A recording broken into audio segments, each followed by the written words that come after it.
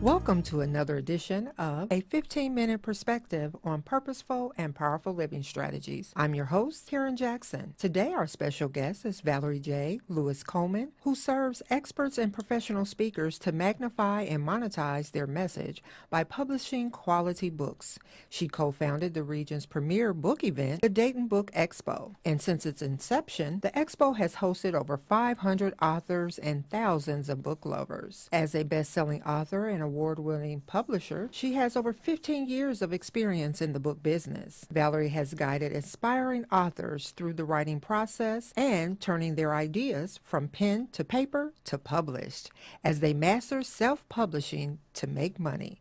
So thank you so much, Valarie, for being our special guest today. Karen, thank you so much for having me. It's so exciting when you get an opportunity to share with a friend as the host. You don't get that too often, so thank you for having me. Thank you for accepting the invitation. I'm always about, turning your dreams into reality. So I know that you do that, helping so many authors turn their dreams, their words, their ideas into published masterpieces.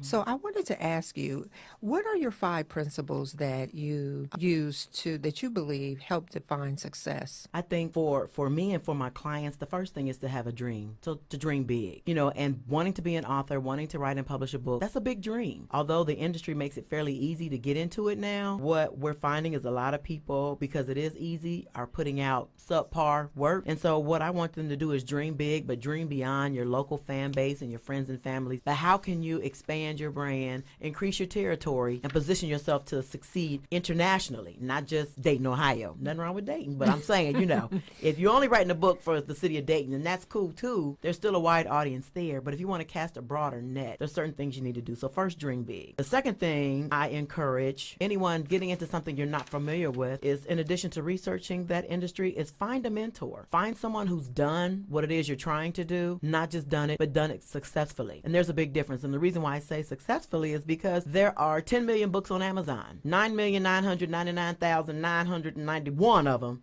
are probably not all that good, because anybody can get a book on Amazon. But to be successful at it, there are certain tips and strategies and techniques and things you need to have in place before you launch the book. Your marketing plan, how are you going to get it out there? Who's your audience? So you need to find someone who's already made the mistake, who has a proven track record, who can show you what they've done to do better. Because one thing I like to tell people all the time is you can learn as much from failure as you can success. So if I share with you my failures as well as my successes, I can keep you from going down the road I traveled and help you get there much quicker. So you get a quantum leap into success when you have a mentor. The other thing is to have a plan, whether it's the plan to write every day, I'm going to write 1,000 words, whether it's the plan of how you're going to market it, whether it's the putting a date to it, and that's specific to books. But then what is your plan after the book is out? I'm telling my clients now that a book release party is a lot like a funeral. What? Because, when you think about a funeral, the week before the funeral and the week after, you're surrounded by people who show you their love, that, they're concerned about you, they're bringing gifts, they're bringing food, they're sending money, they're dropping off, they're doing things to encourage and inspire you. And then after that repast and that first week is over, it kind of gets quiet. Now you're in your own world and you have to figure out, how do I get to the next step by myself? The same thing about a book release. You launch this book, your family and friends are there, you have a great turnout, you have food, you're having a good time. You might sell 40, 50, 100 books, maybe even more. Then what? It gets quiet after that if you don't have a plan in place. So you have to be very strategic on what you want to do and how you want to get there. My fourth principle towards success would be staying consistent. That's true again for any business. It's tough out there when you're trying to do something on your own. When you're hosting a podcast show and you have to learn how to work the soundboard and take notes and listen. I see you over there. I'm watching Amen. you. You're doing the thing. I ain't mad at you. But all that takes time. It takes skill. It takes finesse. It takes consistency, because it's not necessarily easy. Now, once it's mastered, it's easy. It's not as time consuming. You don't make as many mistakes. You know what pitfalls to avoid. You know what resources are good and which ones aren't. So stay consistent, because you're going to run into some challenges. It gets hard. Life is hard. Life is hard. Try to be an entrepreneur hard, because you don't work. get benefits, not necessarily, unless you pay for them, you know what I'm saying, but you don't have a company issuing you benefits. You don't get vacation day. I remember one time I wasn't feeling well and I was at the North River Coffee House that Judge Littlejohn had owned years ago, and I'm sitting in there and I wasn't feeling well, and it was obvious I wasn't feeling well, I guess, because Pastor Paul, my pastor of Revival Center Ministries, come rolling up in there. He said, Sister Val, you need to go home. You're not looking too good. Pastor Paul, if I don't go home, I don't get paid. I got work I got to do, and I got to stay focused. So this coffee cough and cold you see right here just ain't nothing. You know, so we have to stay consistent even through the adversity. And then the last thing I would say is do the work. Oftentimes people see your level of success, they see what you've accomplished, they see what you've done, and they think it's easy. Anybody can do that. Anybody can run a podcast show. I got a cell phone, I can do it off my, you know, but they don't understand that you went through training. There was a process that you went through even to desire to have a show, right? And now the editing and all the backstory stuff that nobody sees. Like I tell my clients, you see my glory, you missed all the gory. I'm giving you the good stuff. You didn't see all the bad stuff. All you getting is the good stuff now. And so you have to do the work. The Bible even tells us that faith without works is dead. You can have all the faith in the world. Hook a Messiah, I tie my bow tie, I Rhonda Shonda, you know, all that other stuff. Not to say that God's not able, but it has some conditions to it. He wants you to show, what are you going to do? He gives you a talent. What are you going to do with it? Bury it in the ground? Or are you going to put it to work and let it work for you? So there are expectations in any business, any process, especially for authors. And so what I do is I serve professional speakers and experts to magnify and monetize their message by publishing quality books. And I step them through the process. So for those who hire me as their coach, it's actually a one-on-one. We have one-on-one time. And I'm telling you, do this, and here's why to do it. Or don't do this, and here's why you don't do it. Because at the end of the day, it's important for me, for my clients, to not only get their books in their hand, but then see the success that they want out of it. Whether that's being an Amazon bestseller, whether that's getting a bunch of reviews, a bunch of positive reviews, whether that is landing now speaking engagements and getting paid to speak, or just my book is now my business card and I'm using it to leverage my brand. Whatever it is, it's important for me that they present in excellence. Because like I said, there's 10 million books out there on Amazon, and I'm going to tell you 9.5 million of them are junk. And I say that? Junk. 3 Ks and then a couple exclamation points. Junk. But I want people to understand that it's good that you got the book done, because a lot of people want to publish and they never get to that point. But if you want to hear more beyond the crickets after you have that book released, you have to do the work. And you do the work before the book goes out, so that once it comes out, you blow up. And I want to talk to you a little bit about one of the things you said about, you know, a lot of people are writing books. Mm-hmm. But if you aspire to write a book, mm-hmm. How do you go about picking a topic? I think for most authors, like new authors, the best topic to write about is the one that you're most familiar with. So if you've had a life experience, I'm working with a client right now who had a significant tragedy in her life. And so she's writing about that tragedy, but what she's doing is using her pain to help other people process through similar situations. So if they start by writing what you know most about, or something you're passionate about. And most of the time, we're passionate about what we know or what we've experienced. So that would be my suggestion. And then even in that, find a mentor. I Publishing Made Easy, Write On Workshop, and it gives people the opportunity. We're really going to delve into writing. So chapter outline, how do you write believable characters? What's important to your audience? Who's your audience, and how do you want to reach them? Those type of things. So when my guests walk out of that conference, they're going to have writing samples, writing exercises, ideas and concepts. The biggest thing about writing is coming to a place of being relaxed enough and comfortable enough that I can sit and write. We've got all this noise running in the background, kind of like apps. You know, Facebook has an app that runs in the background and listen to everything you say. Then the ads start popping up. That's so right. We have these voices in our mind telling us, you're not worthy, you're not good enough, no one's going to buy this book, you don't have a story to tell, why are you wasting time? So those noises in the background have to be silent. And then I'm hosting a writer's retreat in October on the water. I'm really going to share some relaxation techniques. I'm going to have chair massages there. Wow. Yes, I know, right? I'm going to have probably someone who's going to help you through the process of meditation and bringing your body and your mind to a sense of calm. Because until you get there, it's hard to write through the chaos. You got bills to pay. You got people wanting stuff from you. You got stuff you need from people. You're hungry. You're sleepy. You're tired. You're mad. You're anxious. You're worried. All of those things can affect your ability to write. So we're going to include all that in the upcoming workshops I have. So for a new writer, you talked about a mentor. And I know there's a difference between a mentor and a coach. Mm-hmm. How would you know at what point should you tap into a mentor, or at what point should you tap into a coach? Well, the term coach is used so liberally anymore that I don't like to use it solely because when you say coach, it sounds like you've been certified to do this thing. Now, I've been certified by life experience and by the results I've gotten, but I haven't taken any training classes. I haven't been endorsed by so-and-so to say she is certified to teach you in this. So, but my thing with a mentor is going to give you more one-on-one guidance. If you think like a basketball coach, he has a whole team of people he's working with. When I mentor someone, depending upon how we work together, it's a one-on-one thing. So you have my undivided attention during this time period, and I'm giving you reliable resources and things that are going to work for you, because also with group coaching, you can put out a bunch of information and it may only apply to 10 of the 50 people you're talking. But what I share with one-on-one mentoring is I really assess the person, the individual, what's their goals and objectives, and then what can I bring to the table that can best serve them to achieve. So for me, mentoring is more of an intimate relationship. You know what I mean? We in this together. We're gonna be ride or die. When you come out of this, we both gonna be better. Okay. So let's talk about challenges. I know that is, you can think you can be a writer.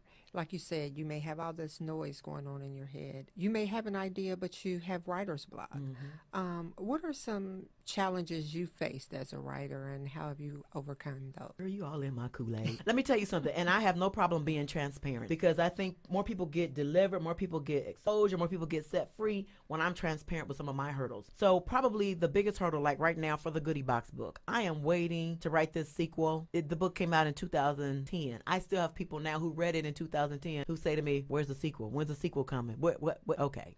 But for me, because I had so much going on in my personal life, the characters quit talking to me. I know that sounds crazy. If you've never written a fiction, you're like, what in the world? But the characters quit talking to me, specifically Rachel. So for those people who have read the Goodie Box book, y'all know Rachel. Rachel had the situation with Conrad going on at the end. But because I'm uncertain as to how I want that to go, and I had these other life issues going on, that Rachel just kind of got quiet on me. So I'm waiting on her to get herself together, and she's probably waiting on me to get mine together. So that was a hurdle for me. And now, because the mentoring aspect of what I do and the live events is taking off, I haven't taken the time to sit down and say, okay, from 1 o'clock to 2 o'clock, I'm only going to work on the sequel to the Goodie Box. I have to commit to that. But because my clients is what I'm working on right now, I haven't made that commitment. So what I tell my clients to do is to make sure that they set time block. Identify what things you have to get done through the week, any particular day of the week, and then figure out when you're most productive. If you're most productive early in the morning, then maybe you get up a half an hour earlier to write. If you're more productive in the evening, then you allocate time in the evening to write. But those are also the hours where I teach. Those are also the hours where most of my clients need to get their services done, where I need to coach, contacting this hotel about this live event, and working with this, So a lot of the business that I'm working on right now is keeping me from doing the writing. It's just an excuse, because if I wanted to really sit down and do it, I would make the time to fit that in my schedule. So that's the biggest thing, is freeing your mind, freeing your time and freeing your mind. So the workshop, the retreat that I'm doing in October is the Free Your Mind and the Words Will Follow writing retreat. So while I am encouraging other people to sit down and write, you better believe after I'm done doing the workshop, I'm going to sit down and take advantage of the opportunity to write as well. Now let's talk a little bit about, what have you learned from your greatest failure? My greatest failure, I would say what I've learned in my greatest failure is that I have to be